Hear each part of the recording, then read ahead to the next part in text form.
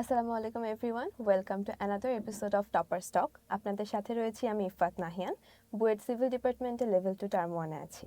আর আজকে আমাদের সাথে রয়েছে আহনাফ সাদমান আদিত্য, 25-26 সেশনে শহীদ জিয়াউর রহমান মেডিকেল কলেজে অধ্যয়নরত। আদিত্য, কেমন আছিস? আলহামদুলিল্লাহ। তোর কি অবস্থা বল? আলহামদুলিল্লাহ, চলছে। মিড ব্রেকে আসলাম রাজশাহীতে। তোর কেমন যাচ্ছে মেডিকেল লাইফ? মেডিকেল লাইফ চলছে আলহামদুলিল্লাহ। এক্সপেকটেশন ভার্সেস রিয়ালিটির যে একটা মানে দ্বন্দ্ব আছে সেটাও বুঝতেই পারছি ভালোভাবেই। আসলে তুই তো মেডিকেল নন মেডিকেল দুইটা লাইফই দেখছিস। আপনাদের সুবিধার জন্য বলে দেই, ফার্স্ট টাইমে আদিত্য কিন্তু একদম 0.5 মার্কের জন্য মেডিকেলে মানে চান্স পায়নি, বাট মেডিকেল বাদে বাকি যে জায়গাগুলোতে পরীক্ষা দিয়েছিল আল্লাহ রহমতে সবগুলোতে পেয়েছিল। ঢাকা ইউনিভার্সিটি, রাজশাহী ইউনিভার্সিটি, জাহাঙ্গীরনগর, তারপরে এগ্রিতে ও বাকৃবিতে পড়ছিল। অ্যান্ড তোর কোনটা মনে হয় যে লাইক ওই লাইফটা কেমন ছিল আর এখনকার যে অনেক অতি মানে এত ড্রিম লাইফ মেডিকেলে সবার যে থাকে যে মেডিকেলেই চান্স পেতে হবে, তো কোন লাইফটা তোর কাছে কেমন ছিল? আসলে দুটা জিনিস কম্পেয়ার করা, মানে একটা ভার্সিটির লাইফকে কম্পেয়ার করা ভার্সেস একটা মেডিকেল লাইফকে কম্পেয়ার করা, এই দুটা জিনিস কম্পেয়ার করাটা আসলে একটু কঠিন হবে। এর যদি পড়াশোনার বিষয়ে তুলনা করি, অবশ্যই মেডিকেল লাইফে একটা হিউজ লেভেলের প্রেশার কাজ করে অ্যান্ড মোর লাইকলি যে হচ্ছে সেখানে ভার্সিটিতে হয়তো কিছুটা রিল্যাক্সে থাকা যাইতে পারে।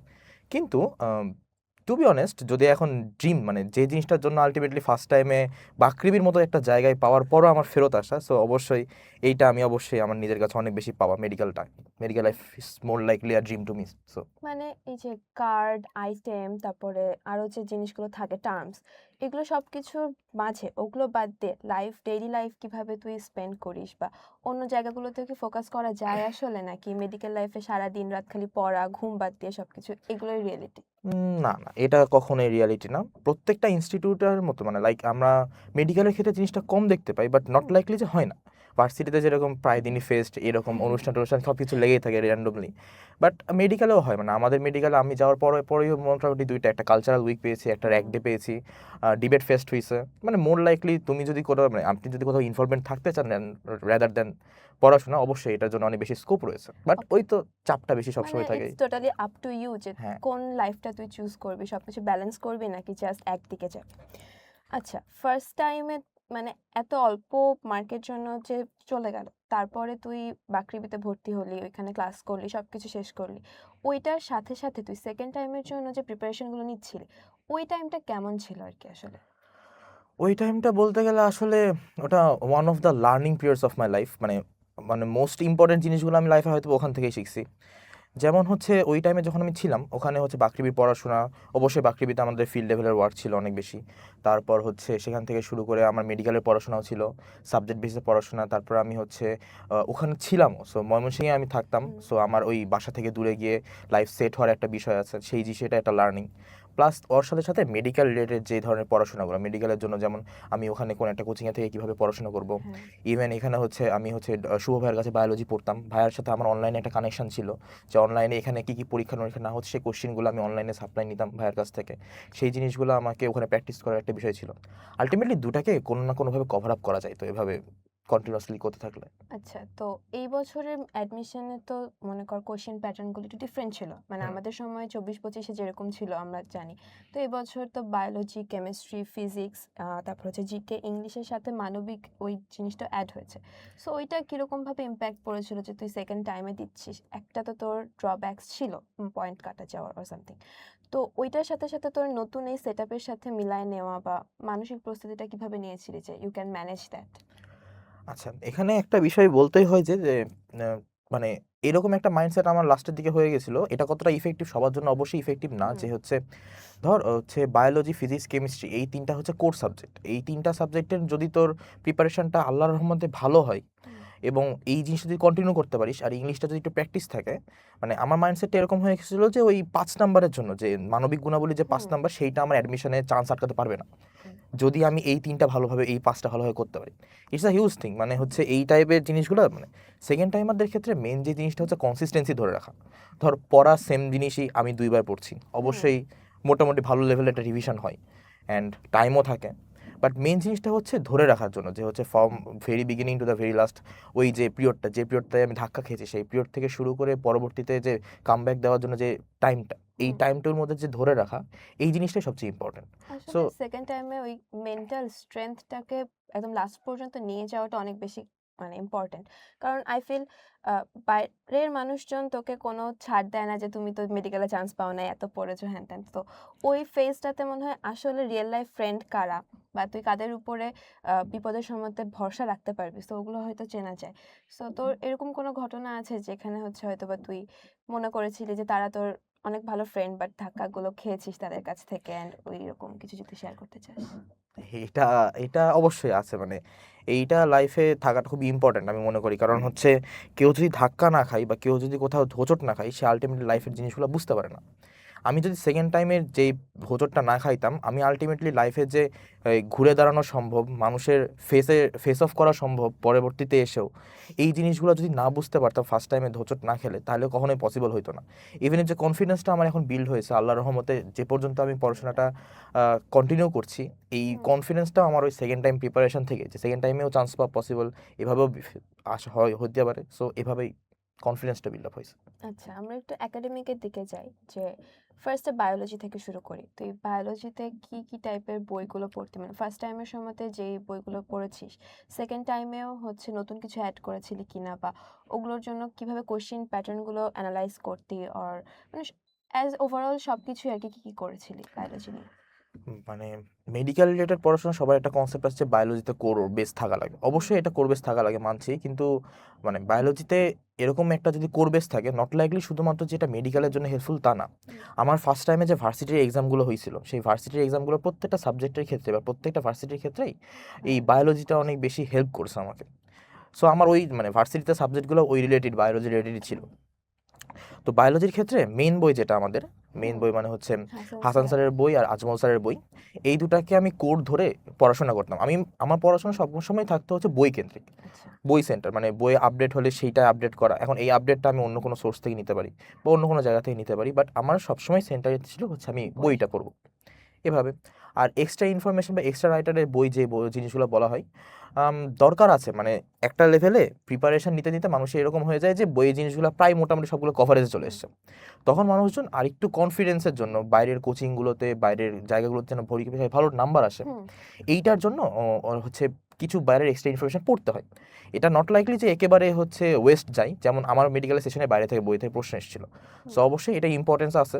তবে মেন বইটা ভালোভাবে না পড়ে কেউ যদি ওই দিকে আগে ফোকাস দেয়, এক্সট্রা রাইটার ইনফরমেশনগুলো পড়া বা ওই জিনিসগুলো পড়া, এটা তখন তার জন্য একটা ব্যাকলাশ আনতে পারে। সো আমার জন্য সাজেশন যদি কেউ বলে, তাহলে আমি বলবো মেন বইটাকে ভালোভাবে ফোকাসলি তো শেষ করতে। বায়োলজির ক্ষেত্রে যেটা মেইন আসছে সেটা হচ্ছে যে বইটাই ফলো করা হোক, একটা মেইন বই ধরে ওইটা কমপ্লিটলি আগে মানে শেষ করতে হবে, আয়ত্ত করতে হবে। তারপরে যদি এক্সট্রা ইনফরমেশন গ্যাদার করা যায় সেটা করতে হবে। আর ওই যে বলে না যে ওই এই 2-3টা বই পড়তে হবে, এতগুলো সবকিছু কভার করতে গিয়ে আসলে আসল জিনিসটাই হুম। তখন লুজ হয়ে যায়। আচ্ছা, এবার যদি ফিজিক্সের কথায় আসি, ফিজিক্সে কি ওই বায়োলজির মতো লাইন বাই লাইন তুই সবকিছু পড়তি, এমসিকিউ এন্ড অল, একদম পুরো ফার্স্ট থেকে লাস্ট পর্যন্ত? না, ওরকম ছিল না ফিজিক্সের প্রিপারেশনটা।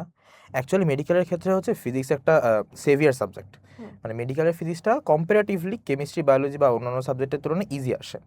এখন এই জিনিসটার জন্য আমাদেরকে দুটা জিনিস, মানে আমি বেসিক্যালি দুটা জিনিস বেসিক্যালি পড়তাম। এক নাম্বার হচ্ছে অনুশীলনী প্রশ্ন, যে ইসাক স্যারের বইয়ের যে হ্যাঁ, অনুশীলনী লাস্টে প্রশ্নগুলো, অনেকগুলো থাকে। অনেকগুলো প্রশ্ন থাকে, ওখানে ওই জিনিসগুলো পড়তাম। আর দুই নাম্বার হচ্ছে আমার প্রত্যেকটা কনসেপ্ট আমি ক্লিয়ার রাখতাম, হুম। সেটা চ্যাপ্টারের যে জায়গায় হোক না কেন। হ্যাঁ, এখন মেডিকেলের ক্ষেত্রে বইয়ের লাইন বাই লাইন জিনিসগুলো পড়ার দরকার পড়ে, সবগুলো না। ওই জন্য আমাদের বইয়ে হচ্ছে দাগানো বইয়ের কনসেপ্টটা দেওয়া হয়, যে দাগানো বই মানে বইয়ের যেই জায়গাগুলো থেকে প্রশ্ন আসার মতো বা প্রশ্ন ফ্রিকোয়েন্টলি ফ্রিকোয়েন্টলি আসে, আসে যেগুলো থেকে। সেই জায়গাগুলো থেকে আমরা বারবার প্র্যাকটিস করি। হুম। সো আমি আমার বই ওভাবে দাগানো ছিল, ইসাক স্যারের বইটা আমি ওভাবে বই দাগায় পড়তাম আর এমসিকিউগুলো প্র্যাকটিস করতাম। আচ্ছা, আর কেমিস্ট্রির ক্ষেত্রে, মানে কেমিস্ট্রি তো মনে কর ফিজিক্সে তো তাও কনসেপ্টের পরে ম্যাথ থাকে, এন্ড ওইটা একটা হেল্প হয় যাতে কিছু জিনিস পেজ আমি স্কিপ করতে পারি। বাট কেমিস্ট্রি তো মনে কর পুরোটাই থিওরি রিলেটেড টাইপের, ম্যাথের ওইরকম জিনিসপাতি থাকে না। সো অত বড় জিনিস, মানে অত বড় বই দুইটা একসাথে কমপ্লিট কিভাবে করেছিল? আবার জৈব যৌগ যেটা সবাই অনেক বেশি ভয় পায়, সো ওইটা কিভাবে হ্যান্ডেল করেছিলি?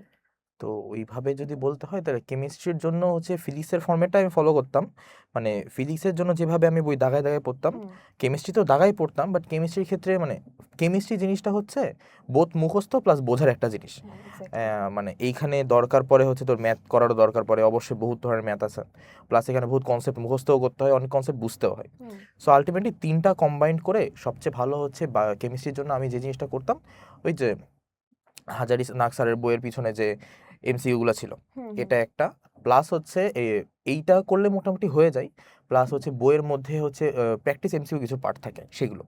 এখন এই এমসিকিউগুলো করতে করতে দেখা যায় ধর তুই যদি এমসিকিউ করার পর একটা চ্যাপ্টারের প্রশ্ন নিয়ে বসিস, তুই যখন অ্যানালাইসিস করতে বসবি হুম, জিনিসগুলো দেখবি যে হচ্ছে নির্দিষ্ট কিছু টপিক থেকে বারবার কোশ্চিন আসছে, মানে হ্যাঁ, রিপিটেড কোশ্চিন আসছে।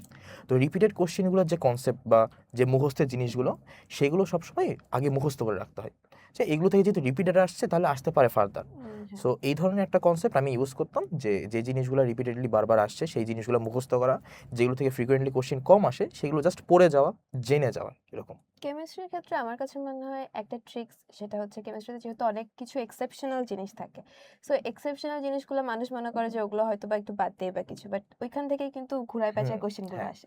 তো কেউ যদি এক্সেপশনগুলো একটু আয়ত্ত করতে পারে, আর বেসিক জিনিস তো বেসিকই, সো আই গেস কেমিস্ট্রি একটা গুড শট হতে পারে তোর মার্কগুলো উঠানোর জন্য। মানে আমার কাছে ফিল হতো আমার অ্যাডমিশন জার্নিতে যে কেমিস্ট্রি আমার আমার সেভিয়ার হিসেবে অনেক কাজ করছে। So yeah. আর ইংলিশের জন্য কি বলবি তুই? এইচএসসি থেকে বা তারও আগে থেকে প্রপারলি প্রিপারেশন নিলে এই অ্যাডমিশন ফেজটাতে ইংলিশ অত বেশি প্রেশারাইজড ওয়েতে প্রিপারেশন না নিলেও কি হয়? ইংলিশ ইংলিশ আসলে ইংলিশের জিনিসটা তো আর একদিনে না, ইংলিশ মানুষ ওয়ান বেসিক থেকে একদম। শুরু করে আর কি। ইংলিশ মানুষ ওয়ান থেকে শুরু করে পড়া শুরু করে, বাট ইংলিশের যদি কারো বেসিকটা ভালো থাকে একাডেমিক লেভেলের, হুম, ওর জন্য ইংলিশে অ্যাডমিশন জিনিসটা অনেকটাই ইজি। না পড়লেও না পড়লেও হলে হয়, হয়। বাট প্র্যাকটিসের দরকার হয়। মানে কিছু কিছু জিনিস যেমন হচ্ছে ধর মুখস্থ পার্ট যেগুলো আছে, যেগুলো হচ্ছে সিনোনিম অ্যান্টোনিম হুম, কিংবা স্পেলিং কিংবা হচ্ছে ওই ধরনের জিনিসগুলো যেগুলো আছে ফিল ইন দ্য ব্ল্যাঙ্কসের মতো, এই জিনিসগুলো মুখস্থর দরকার পড়ে।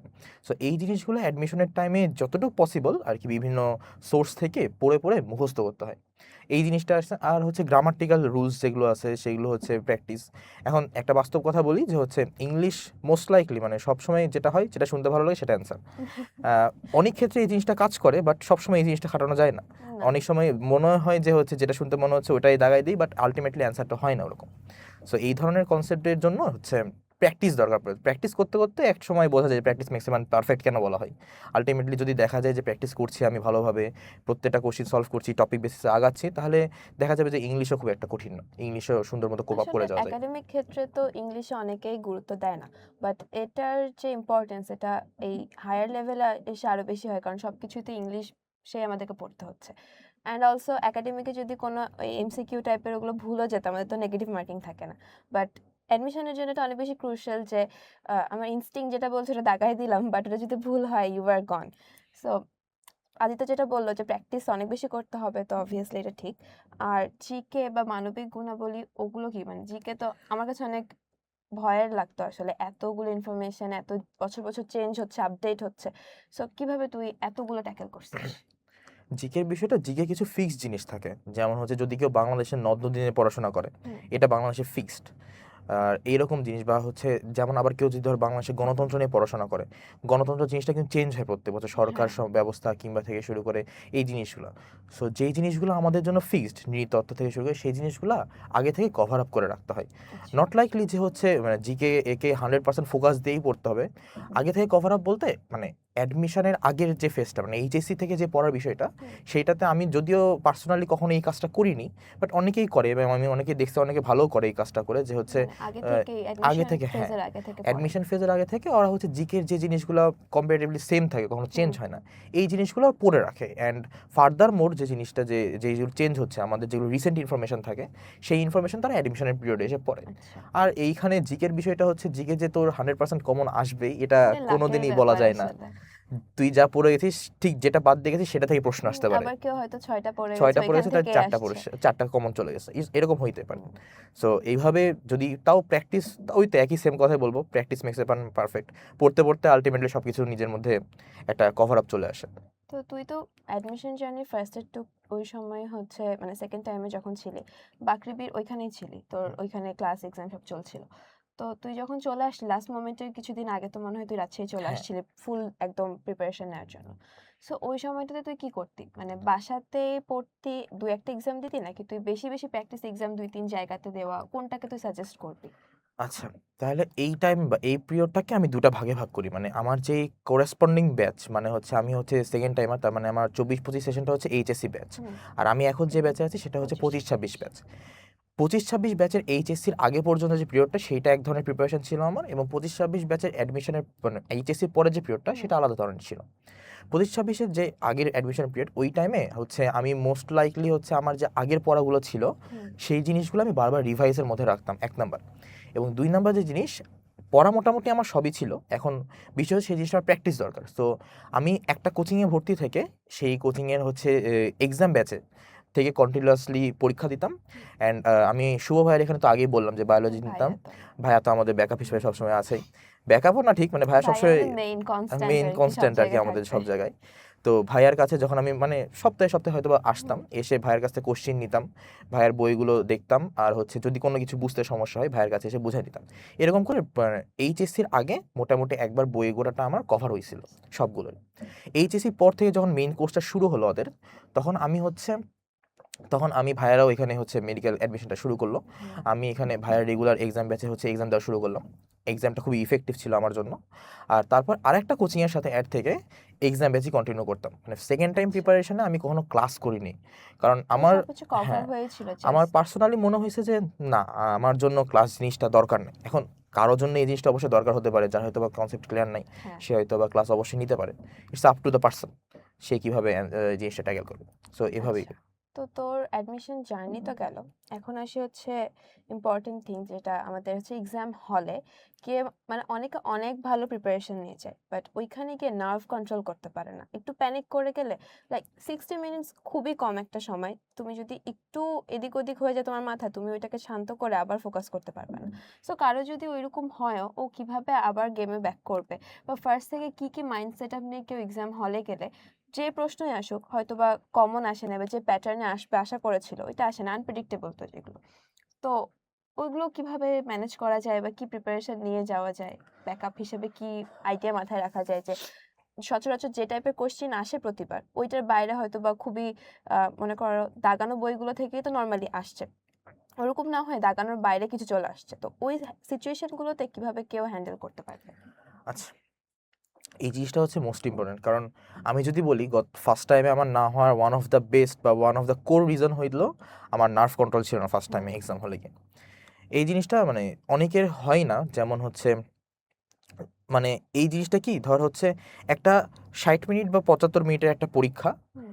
এটা একটা লাইফ ডিসিশন চেঞ্জিং। পুরো লাইফ। কোন কোন সেক্টরে আমি যেতে পারবো, কোন সেক্টরে যেতে পারবো না, আমার এতদিন ধরে প্রিপারেশন নেওয়াটা কি আলটিমেটলি কোনো রেজাল্ট আমাকে দিতে পারলো কিনা। হুম। সো এরকম একটা অবস্থায় মানুষের আসলে নার্ভ ধরে রাখাটা কঠিন। এখন এই জন্য মেন্টাল প্রিপারেশনটা আগে থেকে নিতে হয়, যে না, আমি প্রিপারেশনটা দুই ধরনের নিতে হয়, যে হচ্ছে না, আমি পারবই, হোয়াট এভার হ্যাপেন্স আমি পারবই। আর না হলে যদি না হয় তাহলে হচ্ছে এরকম ভাবতে হয় যে না, আমার কাছে ব্যাকআপ আছে, বা আমি চেষ্টা করলে অন্যদিকেও আগাতে পারবো, সেটা আমার জন্য সমস্যা না। মাইন্ডসেটটা দুই ধরনের রাখতে হয়। এখন second timer, as a second timer second অপশনটা আমার থাকে না। সো ফর দ্যাট রিজন আমার জন্য মাইন্ড সেট আপটা এভাবেই রাখা হয়েছিল পারতেই যে হবে। Do or die situation. And সেই দিক থেকে দেখতে গেলে আর হচ্ছে নার্ভ ঠান্ডা রাখার প্রথমেই বলবো ভাই, সৃষ্টিকর্তার উপর 100% তোমার বিশ্বাস থাকতে হবে। এক নাম্বার কথা এটাই। মানে তুমি যদি এই সৃষ্টিকর্তার উপর বিশ্বাস রেখে, আল্লাহর উপর বিশ্বাস রেখে আগাতে পারো, তোমার যে কোনো প্রবলেম বা যে কোনো সিচুয়েশন তুমি কোপ আপ করতে পারবে। ডেফিনেটলি। কোনোভাবেই এখান থেকে তুমি ফিরে আসতে পারবে না। সৃষ্টিকর্তার উপর বিশ্বাস রাখবা, তোমার নিজের উপর বিশ্বাস রাখবা, কারণ তুমি এই 2 মাস, 2.5 মাস, 3 মাস যেটাই বলো না কেন, তোমার তুমি নিজে বেস্টটা খেটেছো, দিছো। তুমি খেটেছো। ইটস দ্য ম্যাটার, এই থিংটাই ম্যাটার করে আসলে। অ্যান্ড ফার্দার যদি বলি যে হচ্ছে, ধরো কোনো একটা প্রশ্ন এক্সাম হলে কি করতে হয়, আলটিমেটলি এটা নিয়ে নতুন করে বলার কিছু নেই, এটা নিয়ে বহুত কথাবার্তা হয়, যে এই যে 2-3টা প্রশ্ন যেটা বাইরে থেকে আসবে সেইটাই যে তোমাকে পারতে হবে এরকম না, স্কিপ করে যাওয়া স্কিপ যায়। করে যাও। আর হচ্ছে অ্যাডমিশন ফেজে আরেকটা কথা মোস্টলি বলি আমি, যে হচ্ছে তুমি যদি না পারা জিনিস ভুল করো, এইখানে তোমার কোনোদিন চান্স মিস যাবে না। তুমি যদি পারা জিনিস ভুল করো, তাহলে তোমার প্রবলেম, তোমার এটা এখানেই চান্স আসলে মিস যাবে। সব সেক্টরে অ্যাডমিশনে এটা খাটে, কারণ যেটা পারো ওইটুকু ভুল করলে তোমার যেটুকু চান্স ছিল পাওয়ার সেটাও চলে গেল, কারণ যেটা নতুন সেটা তুমি সহ আরো অনেকেই পারবে না, হ্যাঁ বাট যেটা পারো সেটা তোমাকে পারতে হবে। হ্যাঁ, ওই যে জানা জিনিসটা সেটা ভুল করা যাবে না, এইটা হচ্ছে বিষয়। এখন জানা জিনিস হঠাৎ করে সেন্সের কারণে ভুল হয়ে যাইতেও পারে। মানে এই জিনিসটা আসলে নার্ভ ধরে রাখার মতো জিনিসটা বলা কঠিন। মানে এক্সাম হলে এটা নিজেকে ম্যানেজ করতে হয়, আর এক্সাম হলের ক্ষেত্রে টাইম ম্যানেজমেন্টটা খুবই দরকার। যে আমি বলবো যে আমি যখন সেকেন্ড টাইম পরীক্ষা দিই তখন আমি একটা কোশ্চিন বা গোটা কোশ্চিনটা 3বার সলভ করছি। আমি ফার্স্টে 25 মিনিট একবার সলভ করছি, তারপর হচ্ছে 45 মিনিট একবার সলভ করছি, এবং 1 ঘন্টা 5 মিনিট পরে একবার সলভ করছি।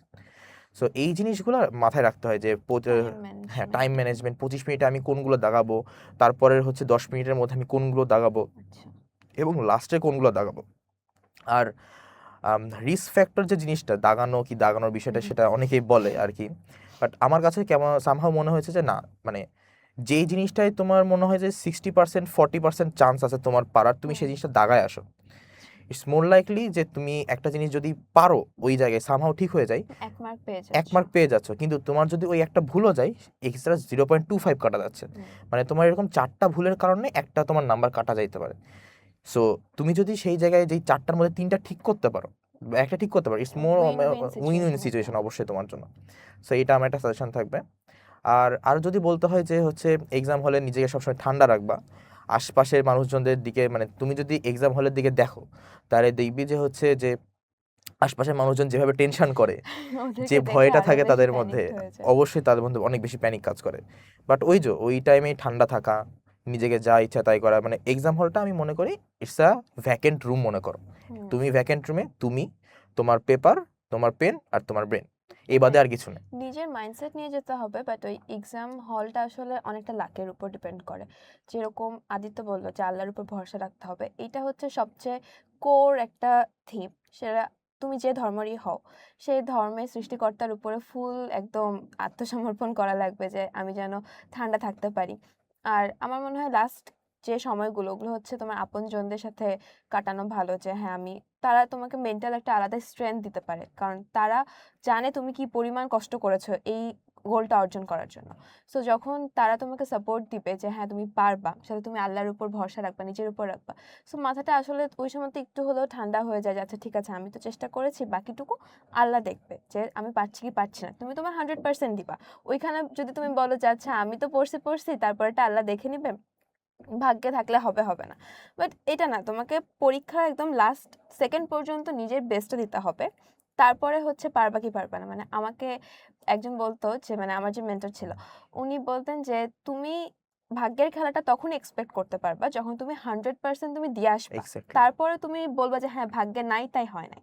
বাট তুমি দিয়েছো 50%, তারপরে বলছো 50% আমি ভাগ্যে থাকলে হবে, হবে না, এইভাবে কোনো কিছু হয় না। সো ও যেটা বলছে এটা ডেফিনেটলি সবাই মনে রাখবা, যে আল্লাহর উপর ভরসা রাখো, নিজের উপর ভরসা রাখো, বেস্টটা দিয়ে যাও। আচ্ছা আদিত্য, এবার আমি একটু ফার্স্ট টাইমের দিকে আসি। যে মনে কর বেশিরভাগ ক্ষেত্রে একটা কথা প্রচলিত আছে যে যদি তুমি মেডিকেল প্রিপারেশন নাও, ভার্সিটির পথটাও অনেকটাই অফ হয়ে যায়, কারণ 3 মাস ধরে বা তারও বেশি সময় ধরে তুই জাস্ট মুখস্থ টাইপের জিনিস করে যাস। সো ম্যাথের চর্চা একদম থাকে না, আর ওই সময় তুই সবাই কোচিংয়ে দৌড়াদৌড়ি এই জায়গা ওই জায়গা করতে গিয়ে নিজেকে এক্সট্রা টাইম দিতে পারে না। সো তুই তো ফার্স্ট টাইমে মেডিকেল একটুর জন্য মিস হয়েছে, বাট বাকি ভার্সিটিগুলো সবগুলো ক্র্যাক করছিস, অ্যান্ড আল্লাহ রহমতে অনেক ভালো ভালো পজিশনে। তো ওই সময়গুলোতে তুই ওই যে ব্যাকআপ গুলো কিভাবে মেনটেন করেছিলি? আচ্ছা, এই জায়গায় বলতে গেলে হচ্ছে একটা জিনিস মাথায় রাখতে হবে যে হচ্ছে আমি প্রথমে বলেছিলাম যে বায়োলজিটা যদি ভালোভাবে কারো কোপ আপ করা থাকে, হুম, সে হচ্ছে ভার্সিটির বায়োলজিটা মোটামুটি কভার আপ করতে পারে। হুম, 1 নাম্বার বিষয় বায়োলজি কভার আপ গেল। এখন আমার এইচএসসিতে মেইন সাবজেক্ট ছিল হচ্ছে ম্যাথ, মানে আমাকে ম্যাথ অবশ্যই দাগাইতেই ম্যাথ হবে। দাগাতেই হবে। সো ম্যাথ যেহেতু আমি এতদিন ধরে প্র্যাকটিস করি নাই, হুম, আমার জন্য এই জিনিসটা চ্যালেঞ্জিং ছিল অবশ্যই। আর মোর লাইকলি মানে আমি একাডেমিকে আমার ম্যাথটা ভালো লাগতো, আমি একাডেমিকে ম্যাথটা ভালোভাবে পড়েছিলাম, প্রিপারেশন ছিল ভালো রকমই। পরে যখন আমি হচ্ছে 1 মাস মতো টাইম পেয়েছিলাম পরীক্ষার, পরের ভার্সিটির পরীক্ষার জন্য। সো এই 1 মাসের টাইমে গোটা ম্যাথের যে জায়গাগুলোতে ফ্রিকোয়েন্টলি কোশ্চিন আসে, হুম, যে কনসেপ্টগুলো থেকে মানে প্রশ্ন আসে, সেগুলো বারবার সলভ করা। আর ভার্সিটির ক্ষেত্রে একটা মোস্ট ইম্পর্ট্যান্ট আমি জিনিস মনে করি যে আমি যেহেতু এতগুলোতে অ্যাপ্লাই করে পেয়েওছি, আমি যে জিনিসটা ফলো করতাম সেটা হচ্ছে কোশ্চিন ব্যাংক সলভ করা। ভার্সিটির কোশ্চিন ব্যাংক একটা হচ্ছে র জিনিস। হুম, এই জিনিসটাকে তুমি যদি বারবার যাচাই বাছাই করে সিক্সটি 70% 70% আই গেস হ্যাঁ, পাওয়া যায়। তুমি যদি কভার করতে পারো তাহলে মোটামুটি তুমি একটা ভালো রেজাল্ট এক্সপেক্ট করতেই পারো। যদি না কোনোভাবে কোনো একটা বার কোশ্চেন একটু আলাদা হয়ে যায়, অ্যাক্সিডেন্ট ওইটা অ্যাক্সিডেন্ট তো হইতেই পারে, সমস্যা নাই। এখন এইভাবে আগানো যায়। আমি আমার জন্য হচ্ছে ম্যাথের জন্য আমি পরে অ্যাপ্লাই করছিলাম। হুম, আম, এখানেও শুভ একটা রোল আছে, সেই বিষয়টা হচ্ছে আমি তো মেডিকেলের জন্য এমসিকিউ নিয়ে পড়াশোনা করছি, বাট ডিউ এর প্রিপারেশনের টাইমে তো আমার রিটেন রিটেন দরকার আছে। হবে। এখন এই টাইমে আমি ভাইয়াকে বলেছিলাম যে ভাইয়া হচ্ছে আমার হেল্প লাগতো এই টাইমে। তো ভাইয়া আমাকে আলাদাভাবে টাইম বের করে আমার জন্য আলাদা এই রিটেনের ও কোশ্চিন যেগুলো হয় সেগুলো আলাদাভাবে রিটেন কোশ্চিন আমাকে বানিয়ে দিয়েছিলেন, এবং ওগুলো প্রত্যেকটা চ্যাপ্টার ওয়াইজ আমি প্র্যাকটিসও করতে পারতাম ওভাবে। এইটা একটা বড় হেল্পফুল ছিল, এবং মোর লাইকলি ওইখান থেকে আমার 4টা প্রশ্নের মধ্যে 2টা কমন এসেছিল। ড্যাম। সো ওইখান থেকে যদি আমি বলি যে হ্যাঁ এটা আমার জন্য হেল্পফুল ছিল। আর এমসিকিউ তো এমসিকিউ জায়গায় আছে, ম্যাথও ওভাবেই হলো। হুম, তো এখন আরেকটা জিনিস যে মেডিকেলে যারা মোটামুটি পড়ে তাদের জন্য হচ্ছে ম্যাথ জিনিসটা আসলে ওদের জন্য একটু টাফ হয়ে যায়। অনেক ভয় পায় অনেকটাই, ওরা। হ্যাঁ, অনেকটাই টাফ হয় ওদের জন্য। সো ভার্সিটিতে একটা হিউজ চান্স থাকে বায়োলজি রিলেটেড সাবজেক্টগুলোর দিকে। হুম, অনেক সুন্দর সুন্দর সাবজেক্ট আছে বায়োলজি রিলেটেড। তুমি যদি ওখানে অ্যাপ্লাই করো, ওখানে যদি কন্টিনিউয়াসলি পরীক্ষা দিয়ে থাকো, you have a bright future regarding this. Genetics হ্যাঁ, আছে, তুমি ফার্মেসি আছে অনেক। জেনেটিক্স আছে, ফার্মেসি আছে, মাইক্রোবায়োলজির মতো সাবজেক্টগুলো আছে। এগুলো আসলে যদি মানে আল্লাহ যদি সেকেন্ড টাইমে নাও রাখতো, আমি সেকেন্ড টাইমে যদি আমার কপালে নাও থাকতো, আমি কখনো রিগ্রেট করতাম না এই জিনিসটা, কারণ আমি বাংলাদেশ এগ্রিকালচার ইউনিভার্সিটিতে এগ্রিকালচারের মতো একটা সাবজেক্টে পড়তাম। আসলে ইটস মোর লাইকলি এটাও অনেকের কাছে একটা পিওর গোল্ড ওটাও এক মানে ওই হ্যাঁ, ড্রিমটার জন্য অনেকে চেস করে, তুই হ্যাঁ, ওইটা ব্যাকআপ হিসেবে পেয়েছিস, বাট হ্যাঁ, ওইটা কারো ফার্স্ট প্ল্যান থাকে। এটা আসলে আমার জন্য অনেক বড় পাওয়া। সো ওই দিক থেকে যদি বলতে গেলে হ্যাঁ, তুমি মেডিকেল প্রিপারেশনের পাশাপাশি হ্যাঁ, আরেকটা জিনিস যেটা বলতে চাচ্ছিলাম হুম, যে মেডিকেলের মধ্যে মধ্যে কি আলটিমেটলি ভার্সিটি প্রিপারেশন নেওয়া দরকার? হুম, মানে আমি এই কাজটা করিনি। মানে আমার মনে হয়েছে যে না, একটা সেক্টরে ফোকাস থাকা is a good thing. But আমি এই জিনিসটাও বলবো যে হচ্ছে কিপ আ ব্যাকআপ। কেউ মানে সব পারলে আর কি হ্যাঁ, সাথে কেউ যেতে পারলে পারে। একটা ব্যাকআপ রাখো। মানে আমার জন্য জিনিসটা পসিবল হতো না। মানে আমি মেডিকেলের পড়াশোনা কোপ আপ করার পরেও যে ভার্সিটির ম্যাথ বা প্র্যাকটিস করব, হুম, এই জিনিসটা আমার জন্য পসিবল হতো না। সেজন্য আমি রাখিনি। যা হোক, অ্যাক্সিডেন্টটাও হইলো আমার সাথেই, হওয়ার সমস্যা নেই সেটা। হওয়ার পরে কোপ আপ করতে পারছি আলহামদুলিল্লাহ। বাট আমি বলবো যে তোমরা যারা প্রিপারেশন নিচ্ছ তারা সবসময় কিপ আপ ব্যাকআপ। ওকে, সেকেন্ড টাইম এবার যারা পরীক্ষা দিবা তাদের ক্ষেত্রে যদি আল্লাহর রহমতে মানে আল্লাহ যদি না করে কোনো সমস্যা হয়ে যায়, সেই ক্ষেত্রে তুমি যেন ভার্সিটিতে সুন্দরভাবে জিনিসটা কোপ আপ ওইটাই করতে পারো। মাথায় রাখতে হবে যে every accident gives you a very good lesson. অবশ্যই। তো আদিত্যর কাছ থেকে তো আমরা এটাই বুঝছি যে একটা খারাপ অবশ্যই হয়েছিল ফার্স্ট টাইমে, ও পায় নাই, বাট ওইটা ওর জন্য ব্লেসিং ছিল, লাইফে এত কিছু জানতে পারছে, শিখতে পারছে, দেন কোপ আপ করে আবার ঘুরে দাঁড়াতে পারছে, ওর যে স্বপ্নের জায়গা ছিল সেখানে যেতে পারছে। তো কেবল তো এইচএসসি শেষ হলো, ওদের প্রতি একদম ফ্রেশ কি কি তোর সাজেশন থাকবে যে তোমরা এখন থেকে এইটাই করো, তোমরা টাইম ওয়েস্ট করো না, আর আর কি হতে পারে? সবার আগে বলবো এইচএসসি একটা হিউজ জিনিস, হুম, অবশ্যই হিউজ একটা এক্সাম। তুমি 2-3 দিন আগে রেস্ট নাও, কারণ তোমার সামনে যে এক্সামটা মানে যে ফেজটা আসছে ওইটা এইচএসসির 10 গুণ বেশি একটা ফেজ। পুরো ড্রেন করে ফেলে। মানে মানুষকে আসলে গোটাটা ড্রেইন করে ফেলবে, ব্রেইনকে একবারে। তো ওইটার জন্য বলবো হচ্ছে এখন এখন দেখবা যে হচ্ছে প্রত্যেকটা সেক্টরের মানুষজন আলাদা আলাদা হচ্ছে কোচিং সেন্টারে ভর্তি হুম, হচ্ছে বা এদিকে যাচ্ছে। আমি তোমাদেরকে মানে অ্যাজ এ মেডিকেল অ্যাসপিরেন্ট আমি সাজেস্ট করবো অল দ্য টাইম যে ফলো ওয়ান রুট। কারণ তুমি 2-3 চৌকায় একবারে পা দিয়ে যেতে লাগলে সব তুমি সহ আসলে ডুবে সবগুলোই যাবে। ডুবে যাবে। ফলো ওয়ান রুট, ওই রুট থেকে তুমি যা যা পসিবল, যা যা নেওয়া পসিবল সবগুলো নিয়ে নাও একবারে। নেওয়ার পর তোমার যদি মনে হয় যে না, এই রুটটা কমপ্লিট করার পরও আমার ক্যাপাবিলিটিস আছে বা আমি পারতে পারি, হুম, চেষ্টা করলে যে আমি অন্য একটা জায়গায় এক্সাম দিব, অন্য একটা জায়গায় ক্লাসে কিছু জিনিস নিব, তাহলে সেটা তুমি ফলো করতে পারো। It's up to you. But একটা রুট মাস্ট ফলো করো। আচ্ছা। এখন আরেকটা জিনিস বলা দরকার, এইচএসসি তো সবারই শেষ হলো, এখন এখন থেকে ইঞ্জিনিয়ারিং প্রিপারেশন যারা নিচ্ছে তাদের জন্য তোর কাছ থেকে কি সাজেশন আসতে পারে? ইঞ্জিনিয়ারিং সাজেশনের জন্য একদম মেইন যেটা ফ্যাক্ট সেটা হচ্ছে এখন থেকে এটা শুরু নয়, এটা আসলে যারা নেওয়ার মাইন্ডসেট আগে থেকে ঠিক করা লাগবে, যে তুই যেটা বললি যে এক নৌকায় পা দিয়ে চলতে হবে।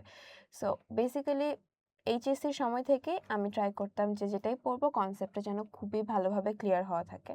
অ্যান্ড দ্য ফ্যাক্ট ইজ আমার রুটিন কেউ আস্ক করলে এটা আসলে খুবই বাজে একটা সিচুয়েশন হবে, আমি চাচ্ছি না ওটা শেয়ার করতে। বাট দ্য ফ্যাক্ট ইজ আমি মানে অনেকে বলে যে ইঞ্জিনিয়ারিং এর জন্য হলে ইসাক স্যারের বই সব ম্যাথ একদম ধরে ধরে করতে হয়, কেতাব স্যারেরটা করতে হয়। আমি আসলে করি নাই, আমি ইসাক স্যারের বইয়ের একটা 2-3টা ম্যাথ বাদে মনে হয় আমি ওইভাবে ম্যাথ সলভ করতাম না। আমি একটু অলস ফাঁকিবাজ সবকিছু মিলাইছিলাম, তো আমি যেটা করতাম সেটা হচ্ছে যেখানে পড়তাম ওইখান থেকে যে ইনস্ট্রাকশনগুলো আসতো ওই পুরো কনসেপ্ট ক্লিয়ার করা, দেন প্রাইভেট যেগুলোতে পড়েছি আমি ওইখানকার যে এক্সামগুলো ছিল ওই এক্সামগুলো হচ্ছে আমি একদম ভালোভাবে দিতাম যেন এক্সামে ভালো করতে পারি।